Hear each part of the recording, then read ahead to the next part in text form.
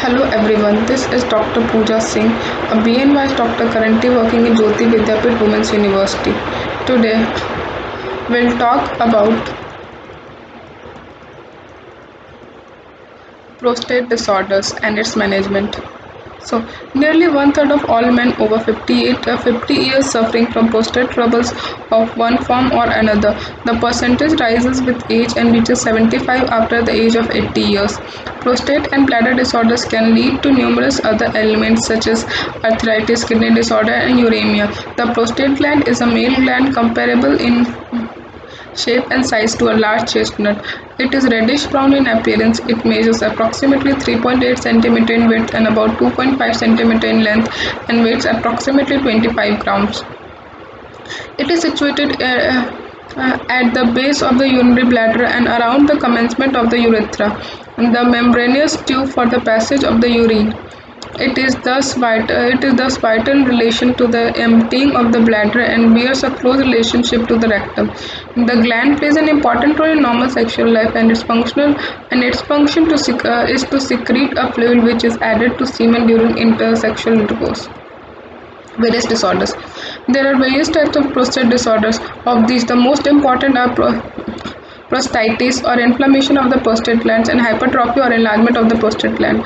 Prostatitis may be acute or chronic. It is a painful and distressing disorder but can be cured with proper treatment without any adverse effect. Enlargement of prostate gland or hypertrophy is the most common complaint affecting the gland.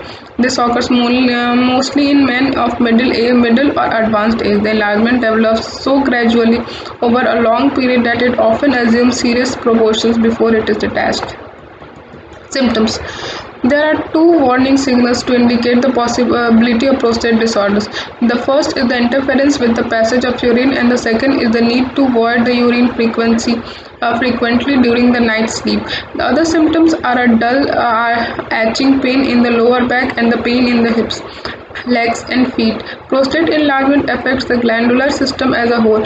The patient experiences all the symptoms of disturbed health, such as lack of energy and physical, mental, and nervous disturbances.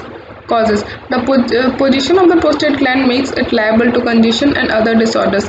In an erect position, pressure falls on the pelvic region just where the prostate gland is situated. With aging, the body gets heavier and loses its flexibility, which makes the pressure on the pelvis even greater and increases the vulnerability of the prostate gland. Prolonged periods of suffering down, as in certain occupations, also increases the pressure on the pelvic region, resulting in the congestion of the tissues in and around the prostate gland. With the passage of time, changes such as inflammation or enlargement occurs in the gland. Acute prostatitis may also result from the exposure to cold and chill and from an infectious disease. Chronic prostatitis is an after effect of the acute conditions. It may also result from continual irritations of the gland due to excessive sexual excitement. Another important cause of prostate disorder is constipation. In constipation, the feces becomes hardened and the rectum or lower bowel overloaded. This causes undue pressure on the prostate gland. It also entails a great deal of straining at stools, and this adversely affects the prostate gland due to its proximity to the rectum. Treatment.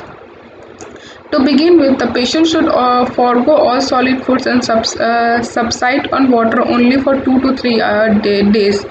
The intake of water should be as plentiful as possible. Nothing should be added to the water except a little lemon juice if desired. The water may be taken cold or hot, and it should be taken every hour or so when awake.